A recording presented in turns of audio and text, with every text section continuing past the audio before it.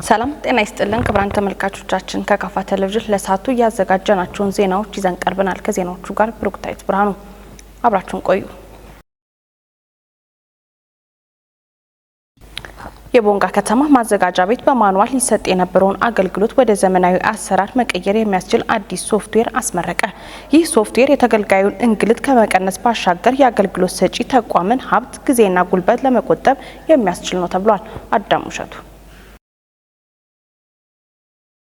በምረቃ ስነ ስርዓቱ ላይ የደቡብ ምዕራብ ኢትዮጵያ ህዝቦች ክልል የከተማ ልማትና ኮንስትራክሽን ቢሮ ኃላፊው አቶ የማታለም ቸኮል፣ የቦንጋ ከተማ አስተዳደር ከንቲባው አቶ አስማማው አደመ፣ የከፋ ዞን ከተማ ልማትና ኮንስትራክሽን መምሪያ ምክትል ኃላፊ ኢንጂነር ሊዲያ እንግዳን ጨምሮ ሌሎች የፌዴራል የክልልና የዞን የሚመለከታቸው አካላት ተገኝተዋል። በዚህ ወቅት ስለ አጠቃላይ መርሃ ግብሩ ማብራሪያ የሰጡት የቦንጋ ከተማ ማዘጋጃ ቤት ምክትል ኃላፊው አቶ በረከተ ወልደ እንዳሉት የፌዴራል መንግስት ሰርቨር ግዢን ጨምሮ የተለያዩ የቴክኖሎጂ መሳሪያ ድጋፍ ያደረገ መሆኑንና በተመሳሳይ የክልሉ ከተማ ልማትና ኮንስትራክሽን ቢሮም በበኩሉ ከዶክመንት ዝግጅት ጀምሮ ለሶፍትዌሩ ተግባራዊነት የራሱን ድጋፍ ያደረገ መሆኑን በመጥቀስ ለዚህም አቶ በረከት ምስጋናቸውን አቅርበዋል። የሶፍትዌር ካምፓኒው የሽርክና ማህበር አባል አቶ መሐመድ አሚን አባቡ በሰጡት ማብራሪያ ሶፍትዌሩ የራሱ የሆነ መተግበሪያ ስታንዳርድ ያለው መሆኑን ጠቅሰው የአገልግሎት አሰጣጡን ፈጣንና ቀልጣፋ እንደዚሁም ለአሰራር ምቹና ቀላል ለማድረግ የሚያግዝ መሆኑን አስረድተዋል። አሰራሩም ጉዳይ ይዞ የሚመጣው እያንዳንዱ ባለ ጉዳይ የትና መቼ ማን ጋር መገናኘት እንዳለበት በቀላሉ እንዲረዳ ተደርጎ የተዘጋጀ ዘመናዊ ቴክኖሎጂ መሆኑንና ይህም ባለ ጉዳዩን ወረቀት ይዞ ከቦታ ቦታ መመላለስና መንገላታት የሚያስቀር አሰራር ነው በማለት የካምፓኒው የሽርክና ማህበሩ አባል አቶ መሐመድ አሚን ተናግረዋል። እንደ ካምፓኒው ማህበር አባሉ ገለጻ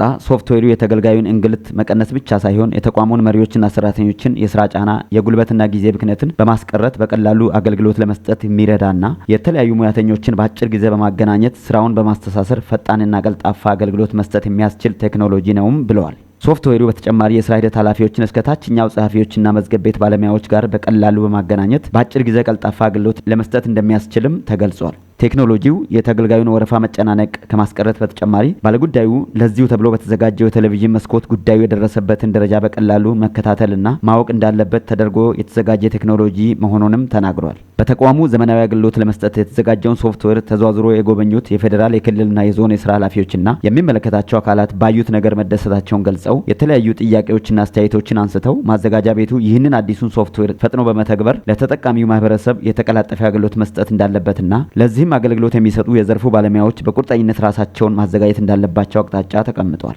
የተቋሙን ተግባር ለሚያከናውኑ አስተባባሪዎችና ባለሙያዎች ወጥ የሆነ የደንብ ልብስ እንደተዘጋጀላቸውም በምረቃው ወቅት ለማወቅ ተችሏል። የቢጣ ወረዳ ፍርድ ቤት የምግቤን ከጓሮይ መሪህን በመከተል የተለያዩ የጓሮ አትክልቶችን እያለማ ነው። ፍርድ ቤቱ በተቋሙ ባለው ጥቂት ይዞታ ላይ ያመረተውን የድንችና ቀይ ስር ምርት ለአካባቢው ገበያ እያቀረብኩ ነው ብሏል። የወረዳ ፍርድ ቤት ፕሬዝዳንት አቶ ግዛቸው ግችሎ እንደገለጹት በተቋሙ ቅጥር ባለው ክፍት ቦታ በምግቤን ከጓሮይ መሪ በተከናወነ የልማት ስራ 10 ኩንታል ድንች እንዲሁም 4 ኩንታል የቀይ ስር ምርት ማግኘት መቻሉንና ምርቱም ለአካባቢው ህብረተሰብ በሽያጭ እያቀረበ ነው ብሏል። እንደ ፕሬዝዳንቱ ገለጻ በዚህ ተቋም በሚገኘው ጥቂት ይዞታ ላይ የተገኘው ምርት የግብርናን ስራ በአግባቡ ማከናወን ከተቻለ ውጤታማ ከማድረጉም ባለፈ አሁን እየታየ ያለውን የኑሮ ውድነት ለመቀነስ ፋይዳው ከፍተኛ እንደሆነም አመላካች መሆኑን ገልጸው ሁሉም የመንግስትና የግል ተቋማት በዚህ ተግባር እንዲሰማሩ ምክራቸውን ለግሰዋል። ዘገባው የቢጣ ወረዳ መንግስት ኮሚኒኬሽን ጉዳይ ጽህፈት ቤት ነው።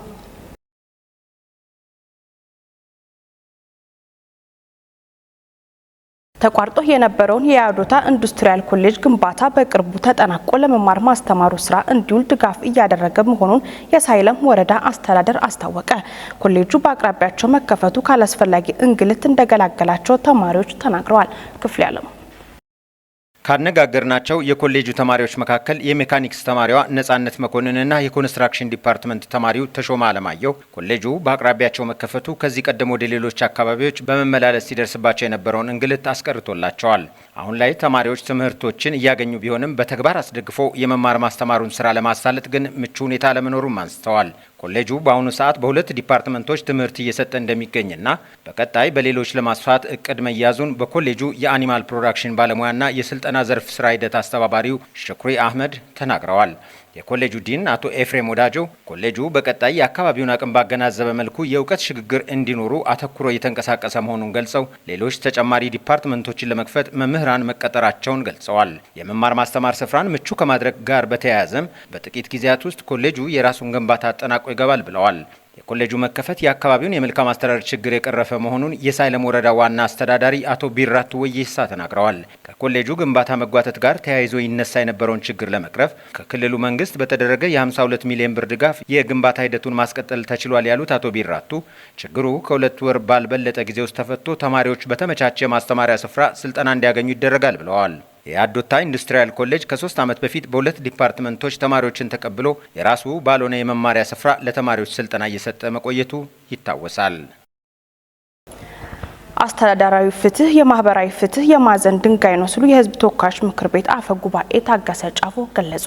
ጽዮን ታደለ አፈ ጉባኤው ይህንን የገለጹት በፍትህ ሚኒስቴር አዘጋጅነት በፌዴራል አስተዳደር ስነ ስርዓት አዋጅና በሽግግር ፍትህ ፖሊሲ ዙሪያ በተዘጋጀ የውይይት መድረክ ላይ ነው። የዜጎችን ሰብአዊና ዲሞክራሲያዊ መብቶች በተሟላ መንገድ ለመተግበር የሽግግር ፍትህ ፖሊሲ የማይተካ ሚና እንዳለው አብራርተዋል። የሽግግር ፍትህ ፖሊሲ ዓለም አቀፍ ተሞክሮችን ባማከለ መንገድ የተዘጋጀና በመላ ሀገሪቱ ግብአት ተሰብስቦበት የተዘጋጀ ፖሊሲ መሆኑን አፈ ጉባኤ ታገሰ መጥቀሳቸውን ከህዝብ ተወካዮች ምክር ቤት ያገኘነው መረጃ ያመለክታል።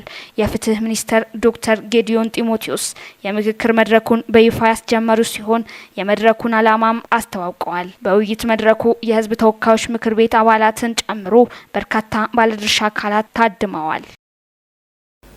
በአፍሪካ ቀንድና ቀጠናዊ ደህንነት ላይ ያተኮረ ውይይት በአዲስ አበባ ተካሄደ። የውጭ ጉዳይ ኢንስቲትዩት ያዘጋጀው ውይይት ለውስብስብ ጉዳዮች አማራጭ መንገዶችን በመፈለግ በአፍሪካ ቀንድ ቀጠናዊ ደህንነትን ማረጋገጥ በሚል መሪ ሀሳብ ነው የተካሄደው። በውይይቱ ላይ የውጭ ጉዳይ ሚኒስቴር ሚኒስትር ዴኤታ አምባሳደር ምስጋኑ አረጋ፣ የውጭ ጉዳይ ኢንስቲትዩት ዋና ዳይሬክተር ጃፋር በድሩና ሌሎች ባለድርሻ አካላት ተገኝተዋል። በቀጠናው የደህንነት ምህዳር ላይ የታዩ ያሉ ለውጦችና አንድምታዎች፣ የውጭ ኃይሎች በቀጠናው ደህንነት ላይ ያላቸው ሚና ላይ ያተኮሩ የመነሻ ጽሁፎች ቀርበው ውይይቶች እንደሚካሄድባቸውም ተገልጿል። ጠንካራና የተሳሰረ ቀጠና ግንባታ ለዘላቂ ሰላምና መልካም እድሎች ያለውን ሚና የተመለከቱም ጽሁፎች ቀርበው የፓናል ውይይቶች እንደሚደረግባቸውም ገልጸዋል። ውይይቱ የአፍሪካ ቀንድን አስመልክቶ እየተካሄዱ ያሉ ውይይቶች ቀጣይ አካል መሆኑ ተገልጿል። እንደ አውሮፓውያኑ አቆጣጠር ሐምሌ 2023 መሰል ውይይት በጅቡቲ መካሄዱ የሚታወስ ነው። ዘገባው የኢትዮጵያ ዜና አገልግሎት ድርጅት ነው።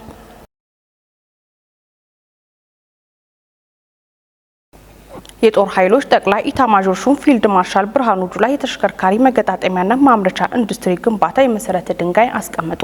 ጽዮን ታደለ ተጨማሪ አላት። የጦር ኃይሎች ጠቅላይ ኢታማዦር ሹም ፊልድ ማርሻል ብርሃኑ ጁላ ከተመሰረተ በርካታ ዓመታትን ያሳለፈው የመከላከያ ኢንዱስትሪ ዘመኑ ከደረሰበት የእድገት ደረጃ ለማድረስ በርካታ ስራዎች እየተሰሩ እንደሚገኙ ገልጸው የፋብሪካው ግንባታ ለሀገርና ለተቋሙ የሚሰጠው ጠቀሜታ ከፍተኛ መሆኑንም ተናግረዋል።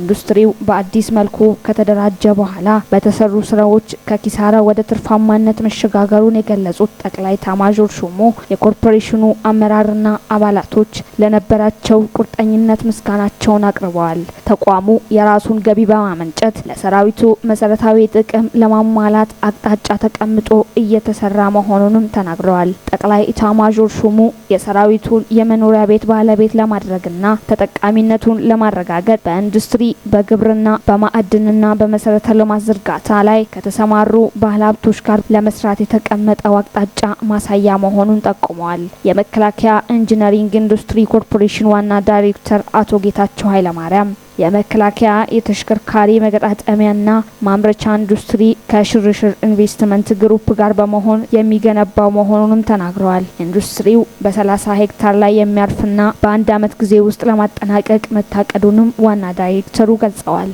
ዓለም አቀፍ ስታንዳርዳቸውን ያሟሉ ወታደራዊ ተሽከርካሪዎችን ከመገጣጠምና ከማምረት ባለፈ በቀጣይ ፕሮጀክቱን የማስፋፋት እቅድ እንዳላቸው የገለጹት ዳይሬክተሩ ለፕሮጀክቱ ስኬት ያልተቋረጠ ድጋፍና ክትትል እንደሚያደርግም ጠቁመዋል።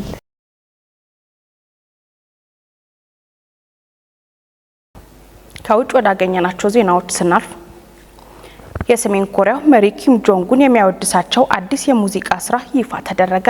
በዚህ ጉዳይ ላይ ተጨማሪ ያለን አዲሱ ዘፈን ባሳለፍነው ማክሰኞ የተለቀቀ ሲሆን ዘፈኑ ኪም ጆንጉን የሰሜን ኮሪያ ወዳጅ አባት በማለት ያወድሳል። አዲሱ ዘፈን ለመጀመሪያ ጊዜ የተለቀቀው በፒዮንግያንግ የተገነቡ የ10,000 የመኖሪያ ቤቶች ልማት ምረቃት ላይ እንደሆነም ተነግሯል። ኪም ጆንጉን የመኖሪያ ቤቶች ምረቃው ስፍራ ከፕሬዝዳንት ፑቲን በተሰጣቸው ሊሞዚን መኪና የደረሱ ሲሆን በርካታ የሀገሪቱ ዜጎች ደማቅ አቀባበል አድርገውላቸዋል። በመቀጠልም ከሚመረቁት ህንጻዎች በአንዱ ፎቅ ላይ የምረቃ ሪባን ለመቁረጥ በተቀመጡበት ቦታ በርካታ ሙዚቀኞች አዲሱን ዘፈን እየዘፈኑ ኪምን የከበቡ ሲሆን የዘፈኑ ርዕስም ወዳጅ አባት የሚል ነው። ዘፋኞቹ በአዲሱ ዘፈን የኪም ጆንጉንን ስም ደጋግመው እየጠሩ የሀገሪቱ የወደፊት ብሩህ ተስፋ እያሉ ሲያወድሱም ተሰምቷል። አዲሱ የኪም ጆንጉን ሙዚቃ ይፋ ሲደረግም ርችቶች የተተኮሱ ሲሆን የኮሪያ ህዝብ አየር ኃይልም አየር ላይ ትርኢት አቅርቧል። ለኪም ጆንጉን የተዘፈነው አዲሱ ሙዚቃ ከህንጻ ምረቃው ማግስት በኬሲቲቪ ላይ መለቀቁም ነው የተገለጸው። ለአዲሱ ዘፈንም ቪዲዮ ክሊፕም ተሰርቶለታል የተባለ ሲሆን በቪዲዮ ላይም ኪም ጆንጉን የሀገሪቱን ጦር ሲጎበኙ እንዲሁም የሀገሪቱ ዜጎች ከመቀመጫቸው ቁጭ ብድግ እያሉ ለመሪያቸው ሲያጨበጭቡ ይታያል።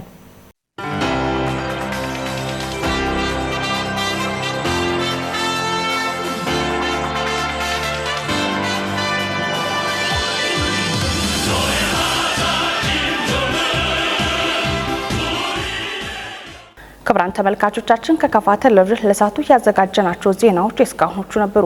ዜናዎቹን እየመራው እኔ ብሩክታይት ብርሃኑ አብራችሁ ቆይታ አደረኩ። ከቀሪ የካፋ ቴሌቪዥን መሰናዶች ጋር መልካም ጊዜ